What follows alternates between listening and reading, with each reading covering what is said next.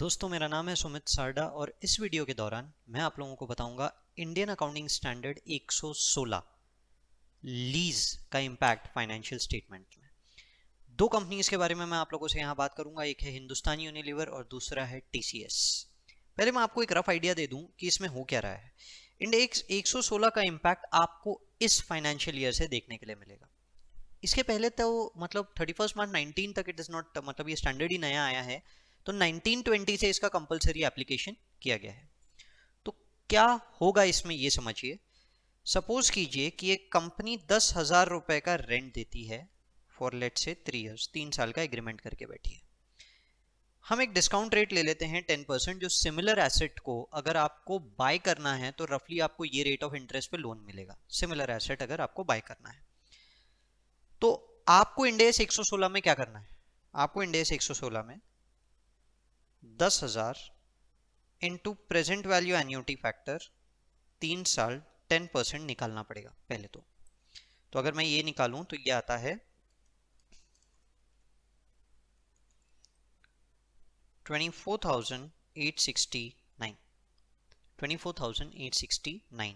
आप क्या करने वाले हैं, आप एक राइट टू यूज एसेट करके दिखाएंगे 24,869। जैसे एक प्रॉपर्टी प्लांट एंड इक्विपमेंट एक एसेट होता है, इनटैंजिबल एसेट्स एक एसेट होता है, गुडविल एक एसेट होता है नॉन करंट एसेट्स के अंदर, वैसे ही अब राइट टू यूज एसेट भी एक प्रकार का एसेट दिखेगा, एक सेपरेट हेड दिखेगा। ठीक है, और साथ ही साथ आप एक लीज लायबिलिटी दिखा दोगे 24,869 की।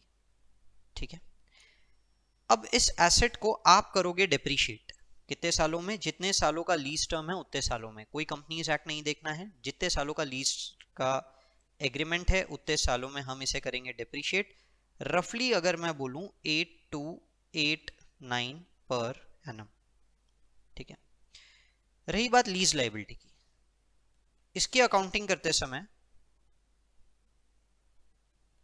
आप जो अब तक के लीज रेंट दिखा रहे थे, ये मान लीजिए कि इस लोन का पेमेंट हो रहा है, ये मान लीजिए कि इस लोन का पेमेंट हो रहा है। तो दिस इज 24,869। ऐसी अकाउंटिंग क्यों करना है उसका वीडियो मैं ऑलरेडी डाल चुका हूँ, लीजेस इंडेस 116, आप वहाँ पे देख सकते हैं कि क्यों ये ज़रूरी था, क्यों स्टैंडर्ड को लाना ज़रूरी था। वहाँ मैंने पूरी लेसी की अकाउंटिंग ट्रीटमेंट भी 100% समझाई हुई है आप लोगों को। यहाँ समझने की कोशिश कीजिए, इन्होंने लीज पे अगर आप कोई भी जगह लेते हैं, मैं लेसी पॉइंट ऑफ व्यू से बड़ा पढ़ा रहा हूँ फिलहाल आपको, क्योंकि हम जो दो केसेस देख रहे हो दोनों लेसी है। ठीक है, तो 2487 आप जो रेंट पे कर रहे थे अब वो इसका पेमेंट माना जाएगा, वो एक्सपेंस नहीं माना जाएगा, वो रीपेमेंट ऑफ लोन माना जाएगा। तो 24,869 प्लस 24,87 माइनस 10,000 मेक्स इट 17,356। 17,356 पे हम 10% ले लेते हैं, 1736, पेमेंट वही है 10,000, दैट मेक्स इट 9092। 9092, मुझे अभी से जीरो ही करना है सीधा, तो मैं यहाँ पे 908 लिख देता हूँ। वैसे तो इंटरेस्ट 909 आ रहा है पर मैं राउंड ऑफ कर रहा हूँ उसे। ठीक है, तो इस तरह से आप इंटरेस्ट एक्सपेंस हर साल दिखाएंगे और इस तरह से आप डेप्रीसिएशन हर साल दिखाएंगे। रफली देखिए फर्स्ट ईयर में क्या हुआ, रफली जो एक्सपेंस पहले आप सिर्फ 10,000 दिखा रहे थे, कितना दिखा रहे थे, 10,000 का रेंट पहले, वो इंडेस के कारण 8289 प्लस 2487 10,776 दिखेगा। 10,776 सर बहुत बड़ा इंपैक्ट नहीं है, हम बहुत छोटे फिगर्स देख रहे हैं। आप अमाउंट वाइज देखिए, 10,000 के रेंट में 10,786 मुझे कहां से आया, डेप्रीसिएशन और इंटरेस्ट इनिशियली दोनों का जो टोटल आ रहा है उसमें 776 का एक्स्ट्रा एक्सपेंस है, विच मीन्स एक्सपेंस 7% से बढ़ गया कंपेयर टू एक्सपेंस इटसेल्फ, ये एक्सपेंस 7% से बढ़ गया। अब तक सुनने को छोटा अमाउंट लगता है, पर जब आप बड़ी बड़ी एंटिटीज में जाते हैं ये अमाउंट बहुत बढ़ जाता है। तो मेरा मेन मुद्दा आप समझ गए होंगे, मैं आपको क्या बताने की कोशिश कर रहा हूँ ये आप समझ गए होंगे। अब मैं इसका प्रॉफिट इंपैक्ट बताता हूँ। होता क्या है कि शेयर मार्केट के अंदर में इन्वेस्टर्स एक एक्सपेक्टेशन लेके चलते हैं कि कंपनी का प्रॉफिट पिछले साल पिछले क्वार्टर के कंपैरिजन में इस बार 10% से बढ़ेगा, 4% 5% से बढ़ेगा, एक उम्मीद लेके चलते हैं। ऐसी हिंदुस्तान यूनिलीवर से उम्मीद थी कि उसका प्रॉफिट रफली 4% से बढ़ेगा, जो कि नहीं अचीव हो पाया। वो क्वार्टर टू क्वार्टर के बेसिस पे था। मैं बहुत ज़्यादा फाइनेंस में नहीं जा रहा, बट मैं आपको एक आइडिया दे रहा हूँ कि नहीं अचीव होने के इस बार का एक रीजन तो कोविड था ही, नो डाउट, पर कोविड का इम्पैक्ट बहुत ज्यादा ह्यूज एचयूएल के ऊपर नहीं रहा। मतलब it came in 25 March, disruption 25 मार्च से नहीं हो गया।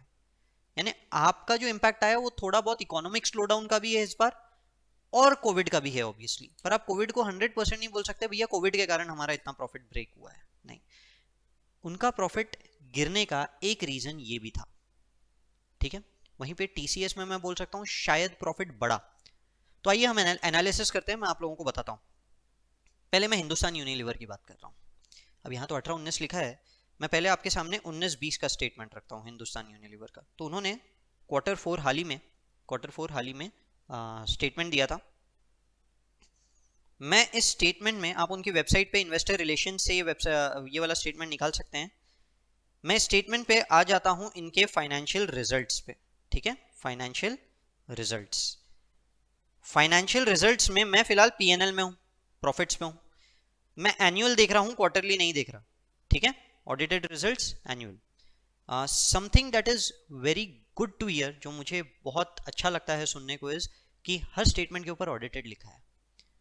कोविड के कारण कंट्री अब तक के, मतलब मैं जिस दिन ये वीडियो बना रहा हूँ तब तक के लॉकडाउन से नहीं खुला है, एंड इट इज सिंस 24 मार्च के आगे से, पर फिर भी ऑडिट हो पाया है thanks to information technology obviously, और उसकी इतनी ज़्यादा ग्रोथ जिसके कारण ये चीज़ हुई है। खैर ये मेरा मुद्दा नहीं है, बट स्टिल मैं ये बोल रहा हूँ आपको, द बिगेस्ट पॉइंट, मतलब द बिगेस्ट अपॉर्चुनिटी इसका जो मैं बोलूँगा, वो मुझे लगा था बैंक्स में, लाइक इंडसइंड बैंक के भी स्टेटमेंट पे ऑडिटेड लिखा था, which sounded very good. I mean bank के लिए ऑडिटेड होना, जब ऑडिटर आपके पास आ ही नहीं सकता है उसके बाद ऑडिट हो जाना बहुत बड़ी बात है, क्योंकि वहां तो प्राइवेसी का सबसे बड़ा इशू रहता है, सबसे बड़ा कंसर्न रहता है। खैर कोई नहीं, आई कम बैक ओवर हियर। शायद हो सकता है कि आप 31 मार्च 2019 नहीं देख पा रहे हैं, ओके। आपको थोड़े से फिगर्स छोटे दिखेंगे, मैं बताता हूँ आपको यहाँ पे क्या हो रहा है। डेप्रीसिएशन 938 है करंट ईयर में, जो लास्ट ईयर 524 था। 938 524 रफली मैं बोल सकता हूँ 414 से डेप्रीसिएशन बढ़ गया। ऑब्वियसली नए एसेट्स भी लिए होंगे, पर हाँ डेप्रीसिएशन डबल हो जाता है, एसेट्स डबल लिए हुए होंगे, ये बात डाइजेस्टेबल नहीं होती। प्रॉपर्टी प्लांट एंड इक्विपमेंट बड़ा है आपका, कोई मना नहीं करता, डिनाई नहीं कर रहा मैं इस बात को, बड़े हैं, पर कितने बड़े हैं? रफली 700, रफली 700 करोड़, रफली 700 करोड़। आपका डेप्रीसिएशन बढ़ रहा है 414 करोड़ से, तो अभी सी बात है पूरा उन एसेट्स के कारण नहीं है, राइट टू यूज एसेट का इंपैक्ट है। अगर मैं फाइनेंशियल स्टेटमेंट्स में राइट टू यूज एसेट को देखूं,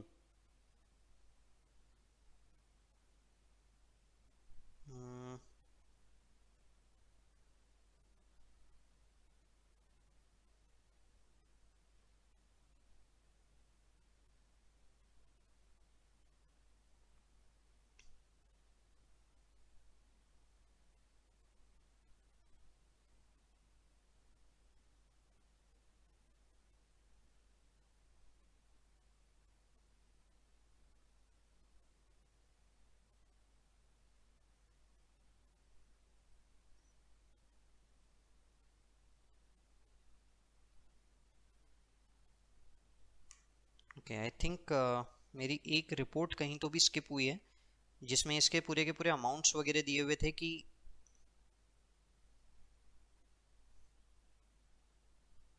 कितना था अमाउंट। चलिए ठीक है कोई नहीं।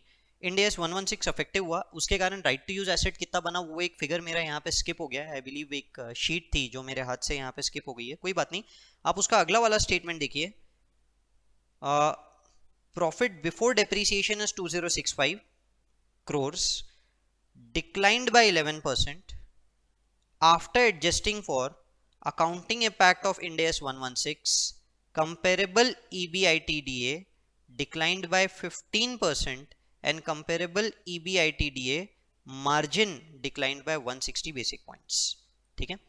तो उनका कहना है कि प्रॉफिट के ऊपर जो इम्पैक्ट आया है, प्रॉफिट के ऊपर इम्पैक्ट अगर हम कंपेयर करें after adjusting Ind AS 116 so it has reduce by 15%, so 11 to 15% हम देख सकते हैं ऑलमोस्ट 4% से प्रॉफिट रिड्यूस हुआ है, which means a very big amount. ठीक है, फाइनेंशियल इंपैक्ट को एज सच हम यहाँ पे इतना ज्यादा नहीं कंपेयर कर पाएंगे, फिर भी मैं ट्राई करता हूं।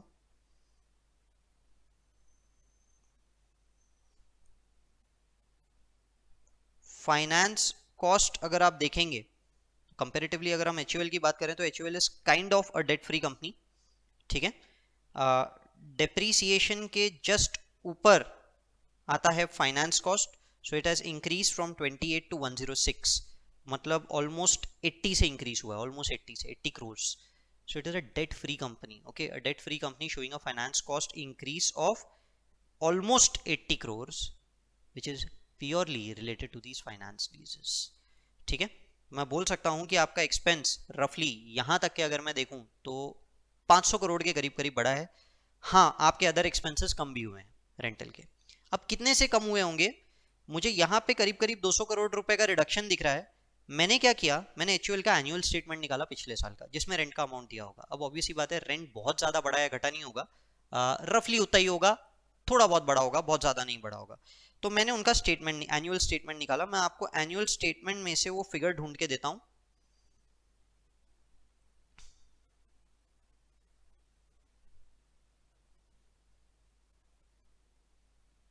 अदर एक्सपेंसेस, अदर एक्सपेंसेस में मुझे रेंटल दिख रहा है, ये देखिए रेंट 260 से 292 हो गया, रफली लास्ट ईयर 292 करोड़ था, यानी कि रफली 300 करोड़ रुपए तो था ही था, बराबर है। 300 करोड़ रुपए के रफली इस बार भी आप इतना ही कुछ एक्सपेक्ट कर सकते हैं कि इतना ही कुछ रहा होगा। तो अब अगर मैं इन फिगर्स को कंपेयर करूं तो मैं बोल सकता हूं, एक तरफ आपने 500 करोड़ रुपए से एक्सपेंस बढ़ाया, दूसरी तरफ 300 करोड़ रुपए से आपका एक्सपेंस कम भी हुआ है। रफली मुझे उतना ही 300 करोड़ रुपए का डिफरेंस भी दिखता है दोनों के अदर एक्सपेंसेस में, यानी ऑलमोस्ट रेंट का ही डिफरेंस है, ऐसा मैं बोल सकता हूं। प्रॉफिट आपका 200 करोड़ रुपए से कम हो गया, आप समझ रहे हैं, प्रॉफिट 200 करोड़ रुपए से कम हो जाता है एक्सपेक्टेशन से। ठीक है, यानी आप प्रॉफिट बिफोर टैक्स बोल रहे हैं 9092 करोड़, 9092 करोड़, 200 करोड़ रुपए से प्रॉफिट का कम हो जाना मतलब इस प्रॉफिट का ऑलमोस्ट 2% है। 2% से प्रॉफिट का कम होना is a huge impact for any entity, मतलब ये प्रॉफिट और 200 करोड़ रुपए ऊपर दिख सकता था, मेरा ये बोलना है। आई होप आप लोगों को समझ में आया होगा यहां तक के अबाउट हिंदुस्तान यूनिलीवर, कैसे फाइनेंशियल इंपैक्ट आया रिलेटेड टू इंडिया 116। मेरा दूसरा पॉइंट है टीसीएस। टीसीएस, मैं टीसीएस का आपके सामने क्वार्टरली स्टेटमेंट ओपन करता हूं, पहले क्वार्टरली नहीं, एनुअल 31 मार्च 2020। पहले मैं बैलेंस शीट ओपन कर देता हूं। ठीक है, अगेन सेम इन्वेस्टर रिलेशन से आप ये निकाल सकते हैं। आपको यहाँ पे राइट टू यूज एसेट दिखेगा 7994।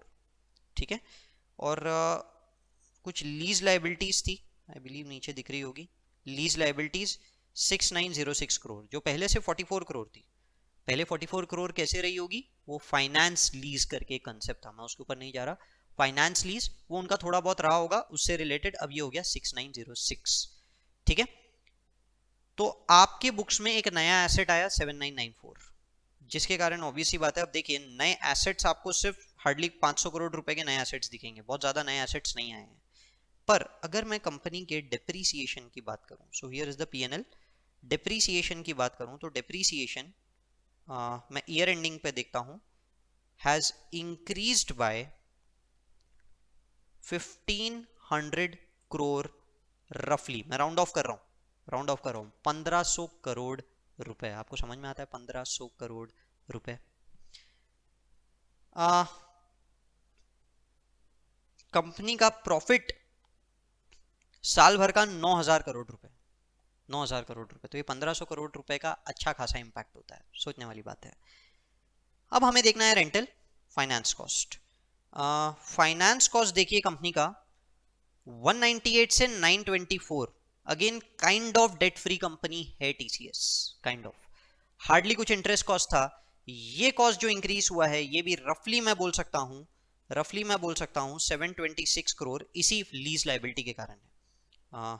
Let's come back to financial statement. Liabilities दिख रही है क्या, मुझे आपको वो बताना पड़ेगा।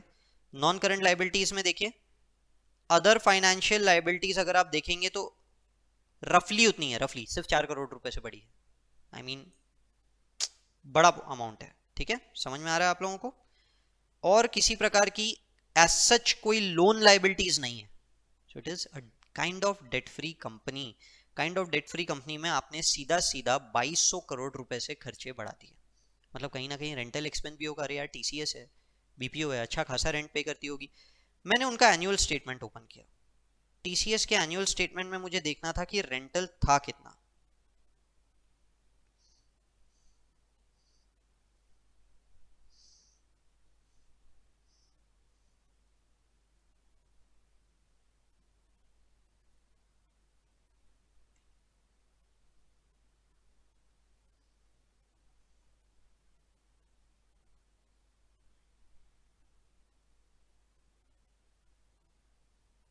अदर एक्सपेंसेस, यहाँ एक पॉइंट है 29 लीज, जो आपको बताता है कि इस बार का जो लीज का खर्चा था वो था 2181 crore and 1998 crore for 31 March 19 and 18, रफली 2200 करोड़, रफली 2200 करोड़।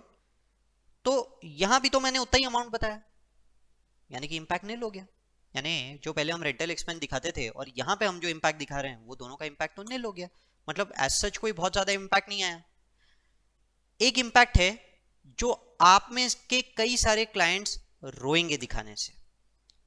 मैं दो इम्पैक्ट्स बताऊंगा क्यों मैंने टीसीएस आपके बुक्स में दिखाया। एचयूएल में तो मैंने आपको बताया कि रफली इम्पैक्ट कितना रहा है, अच्छा खासा प्रॉफिट के ऊपर डिक्लाइन रहा है। यहाँ पे डिक्लाइन उतना बड़ा नहीं रहा, बट रफली मुझे जो आपको बात बतानी है मैं अब उसको समझाने की कोशिश करता हूँ। कंपनी के फाइनेंशियल स्टेटमेंट्स में लाइबिलिटी आ गई है। कंपनी के फाइनेंशियल स्टेटमेंट्स में लाइबिलिटी 6,900 करोड़ रुपए से बढ़ गई है। कई सारे, हर ऑर्गेनाइजेशन डेट फ्री नहीं होता, बैंक से लोन लेके रहता है। तो जब आप बैंक से लोन लेके बैठे हो उसके बाद में आप एक लाइबिलिटी और दिखा रहे हो तो बैंक्स डर जाती है कि यार एक और लाइबिलिटी आ गई है। You need to explain the banks, देखो ये इंड एस के ऊपर में इम्पैक्ट आया और ये हर कंपनी की बुक्स में दिख रहा है। इसका क्रेडिट रेटिंग इम्पैक्ट आता है, इसकी बहुत सारी चीजों का इम्पैक्ट आता है। बहुत सारी कंपनीज आपको बोलेगी अवॉइड कीजिए सर, लाइबिलिटी मत दिखाइए, बैंक हमको लोन देने में नखरे करेगी, लोन का अमाउंट कम करेगी, ये सब करेगी, बहुत सारी बातें आएंगी। ऑब्वियस सी बात है, वर्किंग कैपिटल रेशियोज के ऊपर इंपैक्ट आ रहा है, बहुत सारी चीजों के ऊपर इंपैक्ट आ रहा है इसके कारण। डेट इक्विटी रेशियो बदल रहा है आपका, वर्किंग कैपिटल रेशियो बदल रहा है, बहुत सारी चीजें बदल रही है। मैं खुद अपने बहुत सारे क्लाइंट्स को इसका कंसल्टेशन दे रहा हूँ, इसलिए मुझे पता है कि उनके दिल, मतलब ये चीज को दिखाने के लिए हमें भी कितना ज्यादा फोर्स करना पड़ता है कंपेरेटिवली। उसमें भी आने वाले 12 महीने में जो आप अमाउंट पे करने वाले हैं उसको आप करंट लाइबिलिटी दिखाते हो, बाकी का नॉन करंट। उसके लिए भी वो रोते हैं क्योंकि सर वर्किंग कैपिटल में मेरा लाइबिलिटी बढ़ जाएगा, मेरा वर्किंग कैपिटल रेशियो बिगड़ जाएगा। So these are the things that you have to face now. Now मेरा मेन पॉइंट यहाँ पे दूसरा सबसे बड़ा क्या है, रिसेंटली एक न्यूज आई, आई थिंक मैंने वो न्यूज का आर्टिकल रखा है यहाँ पे, यस, रिड्यूस, ओके नहीं, शायद स्किप हो गया मेरी तरफ से। रिसेंटली आप लोगों ने सुना होगा, they have said that we are going to move, we are going to ask most of our employees to work from home। 75% बोला टीसीएस ने, आप समझ रहे हैं 75%। What will be the impact, कितने सारे एम्प्लॉयज है, इतने सारे एम्प्लॉयज में से 75% को आप घर से काम करने के लिए बोल रहे हैं। आपको समझ में आ रहा है? गूगल कीजिए, आपको पता चलेगा TCS has 4 lakh employees working. 4 lakh, in fact more than 4 lakh, मैं तो आपको 4 लाख बोल रहा हूँ, more than 4 lakh employees working. 75% आपको समझ में आता होगा तो होता है 3 लाख एम्प्लॉयज। 3 लाख एम्प्लॉयज को आपने बोल दिया ऑफिस मत आइए। ये जितने राइट टू यूज एसेट्स है, ये क्या है, ये बिल्डिंग्स है जो रेंट पे लिए हुए हैं, यहाँ हम हमारे एम्प्लॉयज को बिठाते हैं, उनसे काम कराते हैं, सॉफ्टवेयर बनवाते हैं, that is what TCS does, right. 75%, 3 lakh employees को आपने बोल दिया घर से काम करो। इनके बैठने के लिए हमने जो जगह किराए पे लेके रखी थी, हम वो सारे एग्रीमेंट्स कैंसिल कर देंगे। Huge reduction in cost, electricity cost, other costs, पर क्या रेवेन्यू घटेगी? नहीं। एम्प्लॉय जब घर से काम करता है तो कंपनी अब एम्प्लॉयज को सस्ते में ला सकती है। आप खुद सोचिए, देखिए अगर आप कहीं पे काम करने जा रहे हैं और कंपनी आपको बोलती है देखिए हम आपको सिटी शिफ्ट करा रहे हैं, इस बात का एक्स्ट्रा पैसा दे रहे हैं, अब तो आपको अपने घर से ही काम करना है। जैसे मैं नागपुर में हूँ, मुझे टीसीएस अगर बुलाएगा तो मेरे को बॉम्बे जाके काम करना पड़ेगा, बैंगलोर जाके काम करना पड़ेगा। पर अगर मुझे मेरे घर से ही काम करना है नागपुर से, तो मैं वहां पे जो एक्सपेक्ट करता हूँ कि मुझे 8 से 10 लाख रुपए मिले, मैं घर से बोलूंगा हाँ चलो ठीक है मेरे को 6 लाख रुपए दो तो भी चलेगा, मुझे दिक्कत क्या है, मेरे बहुत सारे खर्चे कट हो गए। कंपनी के लिए एम्प्लॉय कॉस्ट भी रिड्यूस हो गया। आप समझिए कितने सारे कॉस्ट्स में रिडक्शन है। बट हाँ, internet cost will increase drastically, पर इतना भी ज्यादा नहीं कि रियल एस्टेट का रेंटल वगैरह का जो कॉस्ट है उनको कवर ना कर पाए। कितना बड़ा प्रॉफिट इंपैक्ट होगा, what will be the financial impact at that time. हमने अभी जो एनुअल फाइनेंशियल स्टेटमेंट्स देखे, इन फाइनेंशियल स्टेटमेंट्स में से ये जो right to use asset company ने दिखाया है और ये जो लाइबिलिटी कंपनी ने दिखाई है, ये दोनों की दोनों हो जाएगी एलिमिनेट। ठीक है, यानी कि एसेट सीधा सीधा 7994 से कम हो जाएंगे और साथ ही साथ जो लाइबिलिटीज हमें नीचे दिख रही है 6906, ये पूरी की पूरी वापस से गायब हो जाएगी। और पीएनएल के अंदर में जो प्रॉफिट इंपैक्ट है जो 2200 करोड़ रुपए है, वो 2200 करोड़ रुपए का रफली आधा भी अगर हम पकड़ें, 1100 करोड़ रुपए अगर कंपनी अवॉइड कर पा रही है, विच मीन्स कंपनी का प्रॉफिट जो 9000 करोड़ है,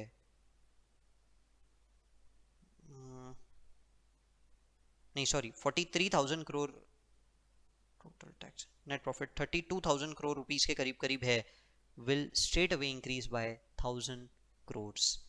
very huge impact, very huge impact. 1000 crore रुपए बहुत बड़ा अमाउंट हो जाता है।